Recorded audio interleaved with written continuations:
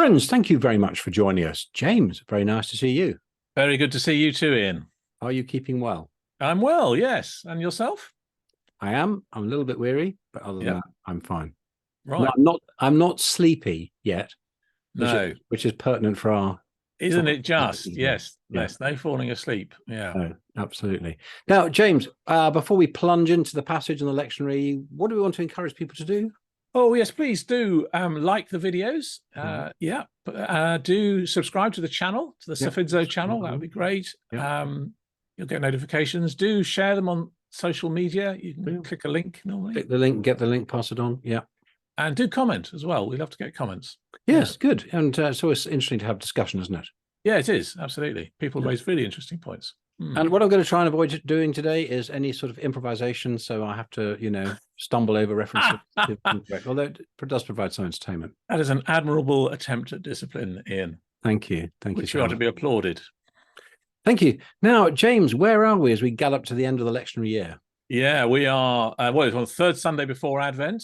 So that kind of the clues in the title. Counting down. Yeah, and it's Matthew 25, 1 to 13, the parable of the wise and foolish bridesmaids, usually. Bridesmaids, virgins, young women. Young women. The word means young women, doesn't it? Yeah, it does. Yeah, Parthenos.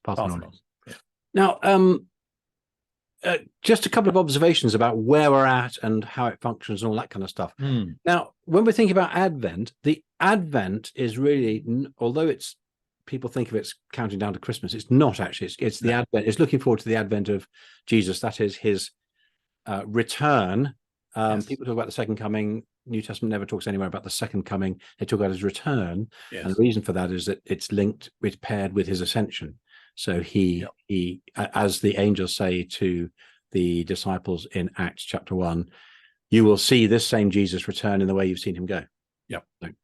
But of course, this is the third Sunday before Advent. So in a sense, we're not in Advent yet, but it's strange, isn't it? Because this passage feels like an Advent passage. It does. About anticipation of Jesus' return.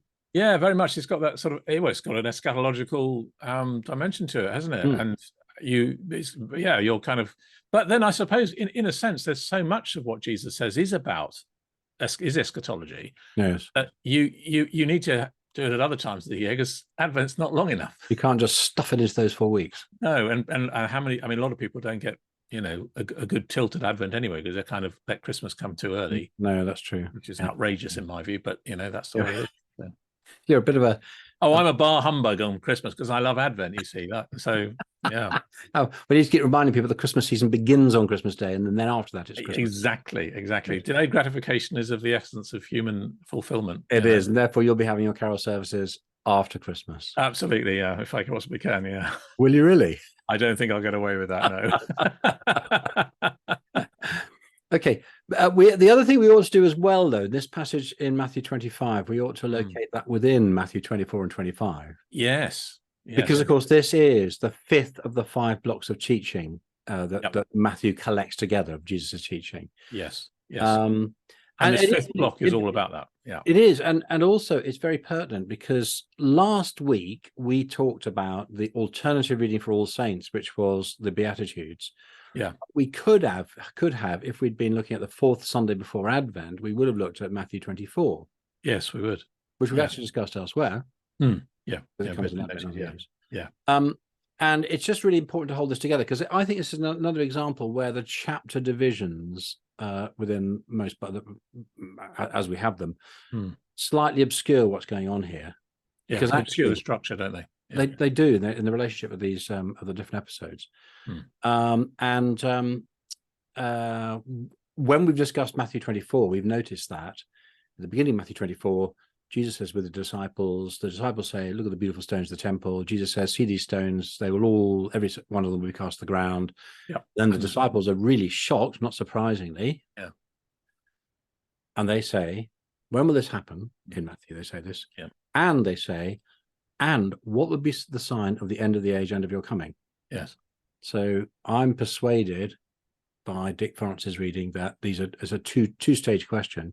Yes. So Matthew 24 up to verse 35 is all about the immediate things that are going to happen within the generation, before the temple, all that. And then from Matthew 24:36 onwards, the rest of that chapter and Matthew 25, we're now looking at the end of the age and the signs of Jesus' return. Yes, Jesus. You're excited about that too. I am actually, yeah, and I think it's for me, looking at these things, it's the only schema that really makes sense or makes more sense than any other. And it's interesting because I think what Jesus does there is he critiques the questioning of the disciples, doesn't he? He basically splits that into two separate things. Yeah.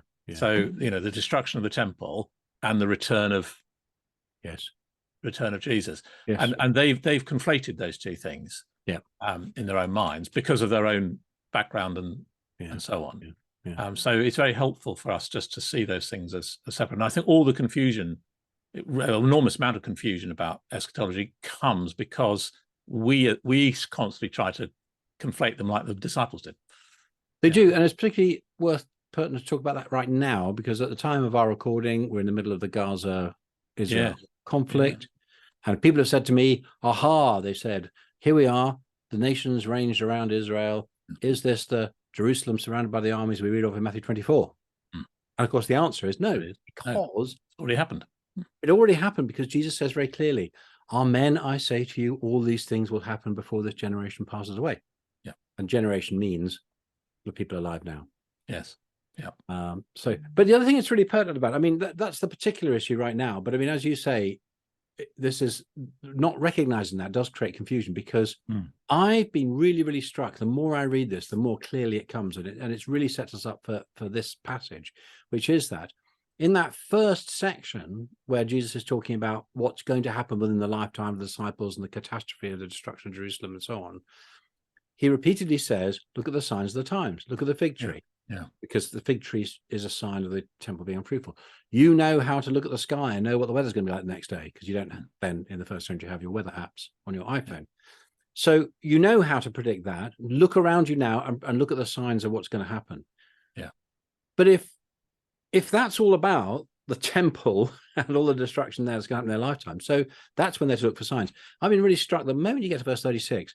Every single example that Jesus gives is there will be no signs, there will be no warning. I'm going to come like a thief in the night. The thief doesn't post a notice saying, "Hey guys, I'm coming in 3 days, I'm coming in 2 days, I'm coming in 1 day." Oh, boom, here we are, I'm breaking into your house. It come unexpectedly, and this repeated emphasis of Jesus is, "I'm going to come when you're least expecting it." Yeah, absolutely. I think those signs of the destruction of the temple are political. That's about political reading of what's going on, isn't it? And you cannot do that with the return of Jesus. No. Essentially, that's what he's really pointing out, isn't it? Yeah. Dick France, nice quotation from him. He says this: throughout this whole long section, this is from 24:36 right through to the end of 25. Throughout this whole long section, Jesus deliberately refuses to give the disciples the sign they've asked for. Yes, they have asked for a sign of the end of the age and your coming. The timing of the parousia, which is that Greek word for the royal presence of a king, which Jesus then uses about his return. The timing of the parousia and the final judgment cannot be calculated and foreseen. Readiness for those climactic events can be achieved only by living all the time in such a way that their unannounced arrival need not be a disaster, but rather a time of praise and reward for a life well lived. My hero, David Watson, used to say, Jesus says that he'll come like a thief in the night, but for those who are ready and awake, he'll come like a friend in the day. Yeah. It's quite a nice sort of... It's a nice little, nice. Yeah. It's interesting, isn't it? Because it shifts the emphasis from external things to internal things, doesn't it, for us as disciples? I think that's really interesting because it's it's just very convenient for us to say, oh, well, of course, if we've got to read the signs, that's all something out there. We don't do anything internally. I think Jesus, this is really challenging stuff, isn't it? And it always turning us to think about our own state before him, our own discipleship. Do we call him Lord? Yeah. We're doing that, all of that stuff. It's harder to make dramatic YouTube videos about that, though, isn't it? Yes. So it's much easier to make dramatic YouTube videos about the alignment of the stars and the politics and things. Yes. And and it comes back. I can't remember if it's true. Friends, put it in the comments. Tell me what the true quotation is. But I remember being told that. I think it was Luther. If Luther said, "If I knew Jesus was coming tomorrow, I would still collect the rent and plant an apple tree." Yeah, I've heard that one. Yeah. Friends, if that's true, confirm it. If it's not, give us the right quotation. Yeah. Now, coming into the passage itself and this section of material, we're kind of jumping into it because obviously we've had some other stuff before. We've had this stuff about those being left behind. We've had stuff about the faithful servant and so on in chapter 24. And now we've looked at this before. We have Matthew's material grouped in threes. Threes, yes. His threes is easily his favorite number, isn't it? By a very, very long mark. He quite likes 5, and he also likes 7, and he likes 14. But yeah, 3, yeah. So previously we had, what did we have? 3 conflict stories, 3 dramatic actions, 3 parables, and three difficult questions, challenging questions. In that previous section we're looking at. Right. And now we have the comparison of the parousia with Noah's flood. Then we have a parable of a slave left in charge. We have a parable, the parable of the girls waiting for the bridegroom.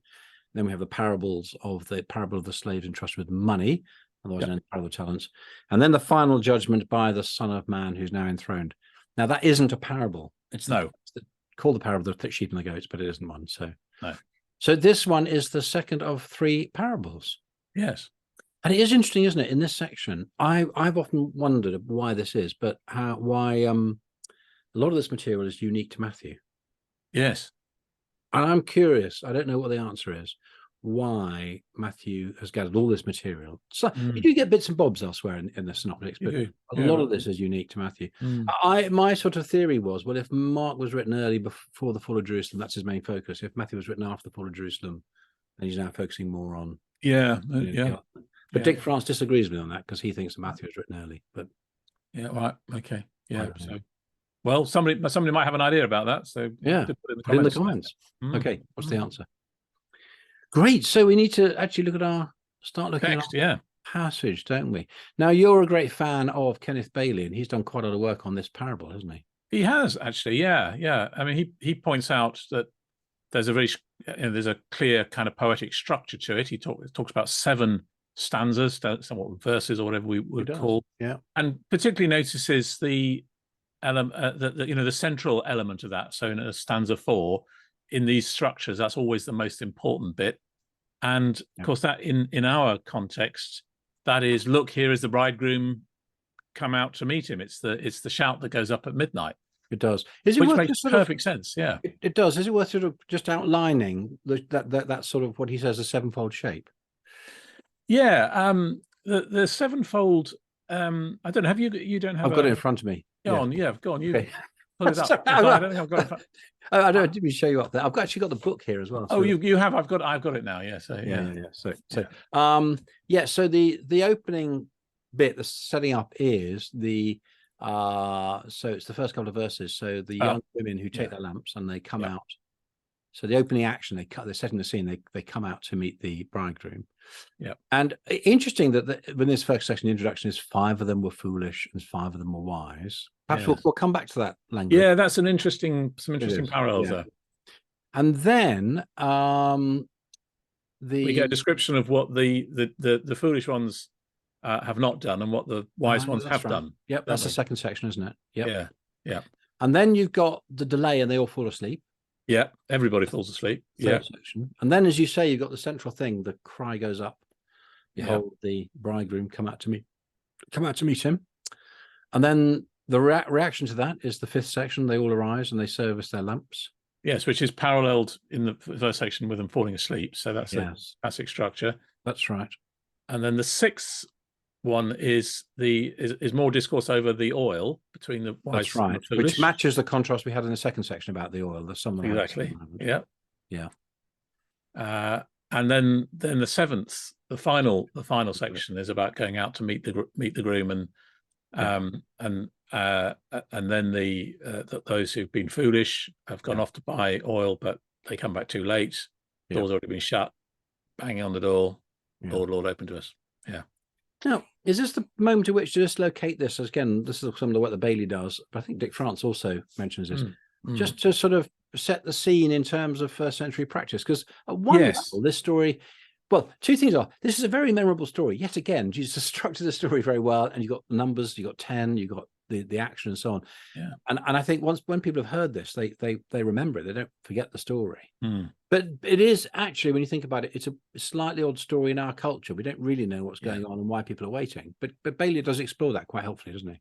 Yes, he does. He talks about the kind of action that's going on in a village setting of a groom going off from his own house, where the wedding banquet will be held, and going off to the bride's house to bring the bride back to his own house for the wedding banquet. And he says essentially that when the groom does that, the bride and groom will parade through the streets. They'll take the long way around. This is a village celebration of two people coming together. So everybody must see them. It's a whole community event, and that could take a long time because people will want to talk to them, no doubt, and celebrate with them on the way. So the bridesmaids they don't know what time the bridegroom is going to appear, but they have to be ready for it. So there's a couple of really interesting things as you describe that. One is, and I don't think the text makes this clear, they are waiting outside the bridegroom's house. Yes, they are. Because he's gone out and he's gone away and he's going to come back. Yeah. But I don't think I'd spotted that before.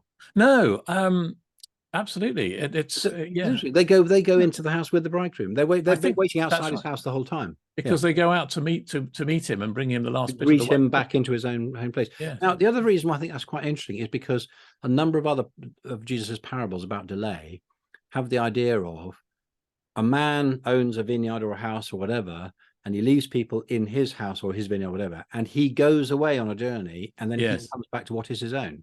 Yes. And that also correlates with the sort of language that, C.S. Lewis uses in the Narnia Chronicles, where, Aslan goes away and then eventually he'll come back to his own land again. So yes. It is. Yeah. Oh, okay, interesting. That makes sense. I mean, there are some things which are not exact correlations with what would go on, because actually, one of the realities of first century life is that if the five foolish who didn't have any oil, they could probably quite clearly get some next door. So it's not that Jesus tells the parable to serve the purpose that he wants to. Exactly. Yeah. Quite. Yeah. Should we just have a quick look at the language? It's really interesting that, like his other parables about the kingdom, he doesn't say the kingdom of heaven will be like this scenario. He goes straight in and says the kingdom of heaven will be like these people, and he plunges straight into it. Yeah. There's one little detail here which again marks this off as an eschatological parable. Whereas in the past he said the kingdom of heaven is like, here he says the kingdom of heaven will be like. Yeah, there's a future passive, isn't it, in the original? Yeah, fascinating. I don't know if there's any other. It'll be interesting to know how many other parables you get that future. I'm not sure there are very many. No, they're not. But interesting. You're improvising, James. You're improvising. No, I was just quelling the temptation, and I was going to say, if anybody has got any ideas, they can put a comment in the box. Absolutely. Yeah. And you mentioned this wise and foolish theme as well, which yes, at the beginning, doesn't it? It is interesting. Yeah, we've had a parable about that earlier on in Matthew. Well, we have. This is sounds like sort of huge, great sort of inclusio, where, of course, the language of the wise and the foolish we remember from Matthew 7, don't we? Yeah, from the wise man built his house upon the rock. Yeah, and the foolish man built his house upon the sand. So. And the rain came tumbling down. Yeah, it just kind of was inevitable, wasn't it? Nobody's made a song about this parable, though. I don't know. No. Well, not that I've heard, anyway.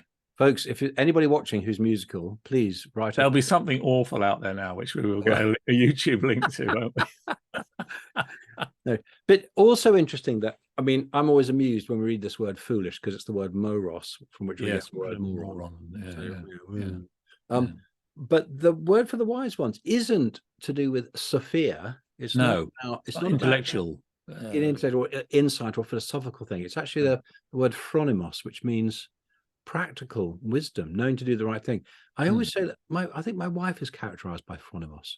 Right. Well, there's a practical problem. She always knows what to do, how to solve. Yeah, that's very useful, very immensely useful kind of wisdom. But it is interesting. It is the focus. I suppose this is part of the focus of Matthew's gospel in Jesus' teaching, which is about doing the right thing, living life well.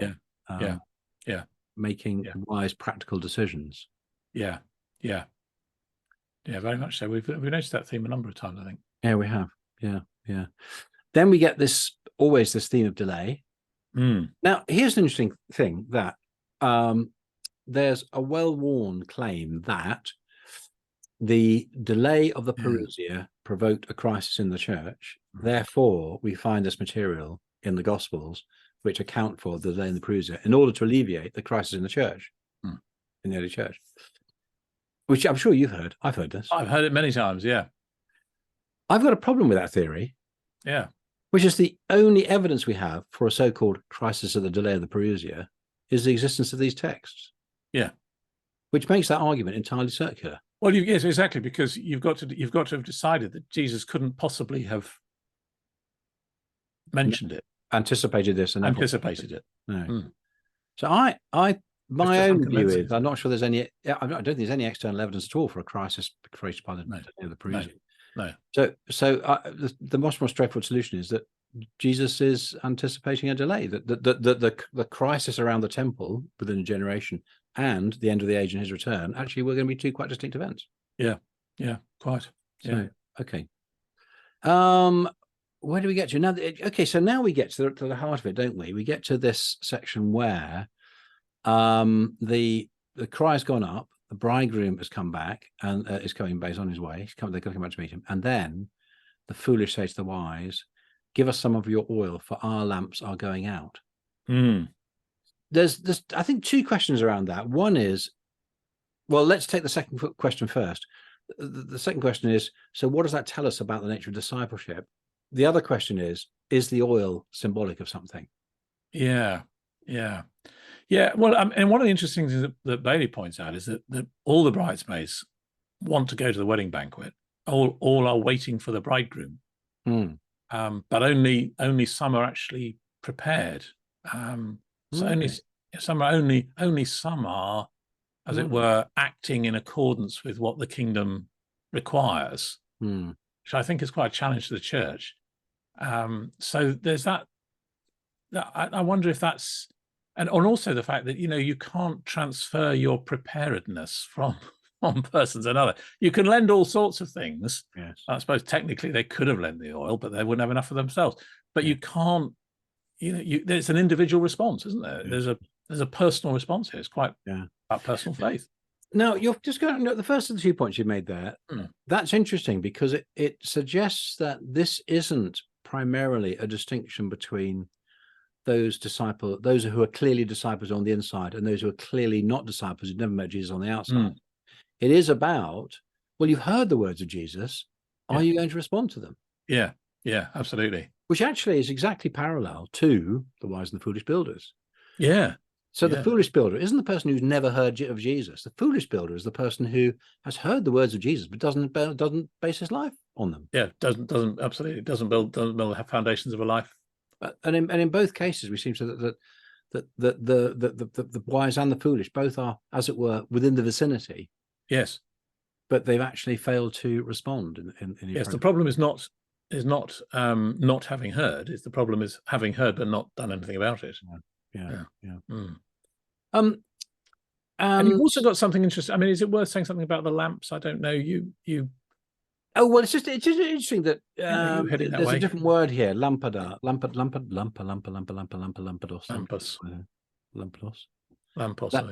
Actually, it's not the word. That's not the word for lamp. When Jesus talks to you, the lamp of the world, he uses the word luknos. Yes, the normal word for a little clay lamp, you put in a house. So yes, this is the word for a torch. Yes, and you'd need a torch. This connects them in terms of the context of the story. As Bailey points out, that normally in this part of the world you'd have weddings in the summer season, but it's really hot in the day, so you'd actually do all the celebrations in the evening, well into the night. Yeah, and you need the lamps. You need the lamp not to sort of show your. You wouldn't hold it to the ground to see where you're walking. No. You'd hold it up to your face to see, so people could see who you were. Yes, and then you could see the bride. Yes. So.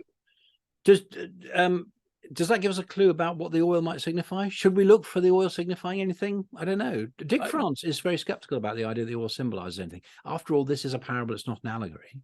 Yeah.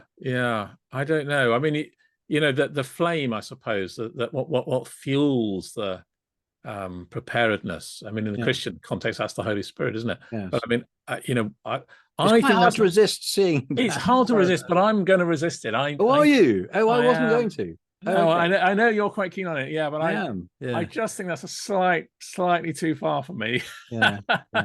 It's not that I don't believe it. It's just that I'm a bit, I don't believe the Holy Spirit is the engine of the Christian life. But Yeah. No, I know. I realize you that. I mean, I think on the one hand, in favor of your and Dick Francis' hesitation there, the key element of the message here is being prepared.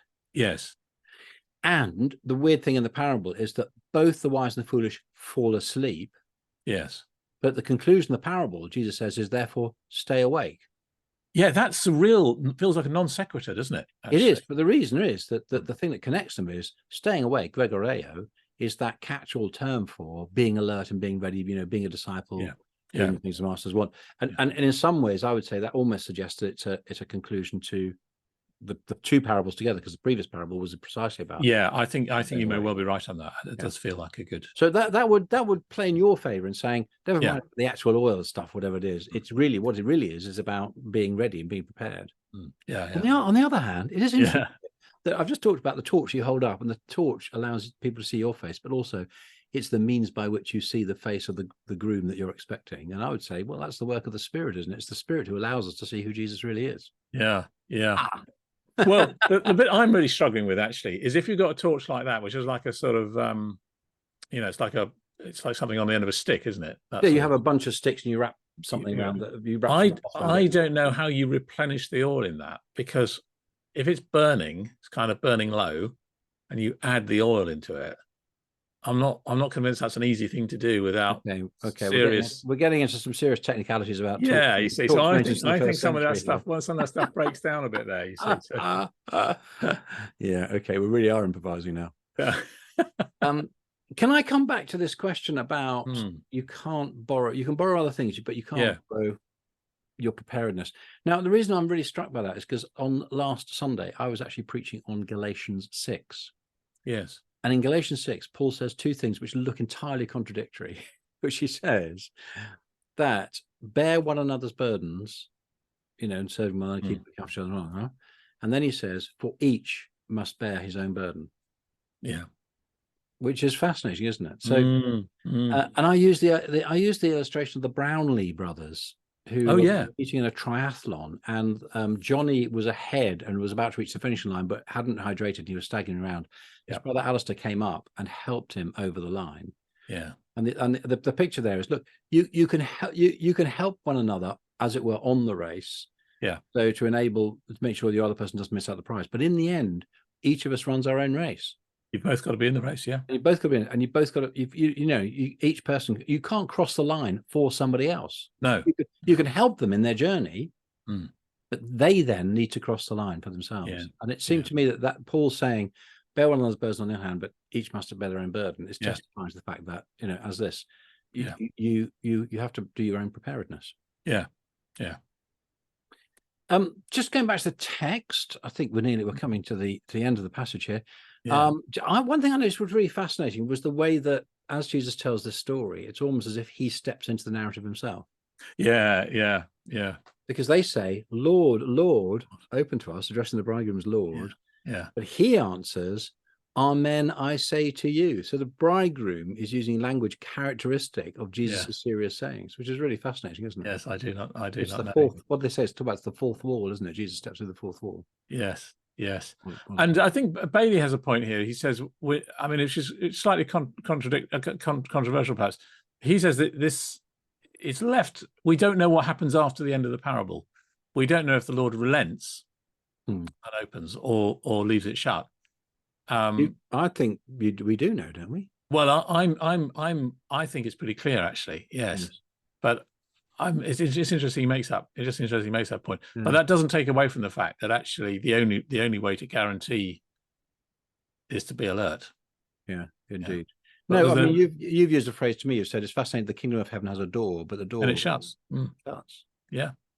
And in fact, both Dick France and Bailey make comments to that effect. So Dick France says at the end of his commentary on this passage, this has become, like so many of the other parables, a story of insiders and outsiders, of the saved and the lost, of the closing of the door symbolizes that final division of the last judgment, as we've seen it in other passages.